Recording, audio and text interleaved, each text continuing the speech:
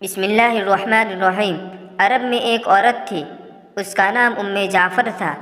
انتہائی سخی تھی، لوگوں میں ایسے تقسیم کرتی تھی کہ دائیں کو بائیں ہاتھ کا پتہ نہ چلے۔ کچھ دنوں سے وہ ایک راستے سے گزرنے لگی۔ اس راستے پر دو اندھے بیٹھے ہوتے، یہ دونوں صدائیں لگاتے۔ ایک کی صدا ہوتی، الہی مجھے اپنے فضل و کرم سے روزی عطا کر۔ دوسرا اندھا کہتا، یا رب مجھے جعفر کا بچا ہوا عطا کر۔ جعفر ان دونوں کی صدائیں سنتی اور دونوں کو عطا کرتی۔ جو شخص اللہ کا فضل طلب کر رہا تھا اسے 2 درہم دیتی، جبکہ جعفر کے فضل کے طلبگار کو ایک بھنی ہوئی مرغی عطا کرتی۔ دلچسپ بات یہ ہے کہ جسے مرغی ملتی وہ اپنی مرغی دوسرے اندھے کو 2 درہم میں بیچ دیتا۔ کئی دنوں تک یہ سلسلہ چلتا رہا۔ ایک دن جعفر اس اندھے کے پاس آئے جو جعفر کا فضل طلب کر رہا تھا اور اس سے سوال کرتا تھا۔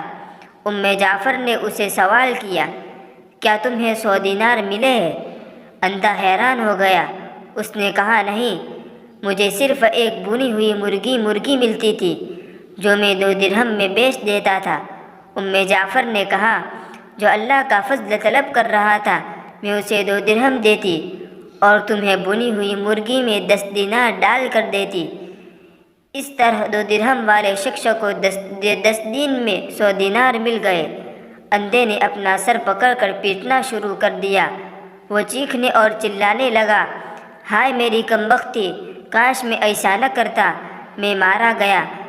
جعفر نے کہا، یقیناً اللہ کا فضل طلب کرنے والا کامیاب ہے اور انسانوں کے فضل کا طلبگار محروم ہے۔ جو اللہ کے فضل کے سوا دیگر راستے تلاش کرتے ہیں انہیں دنیا میں گھاٹا ملتا ہے اور آخرت میں رسوائی نصیب ہوتی ہے۔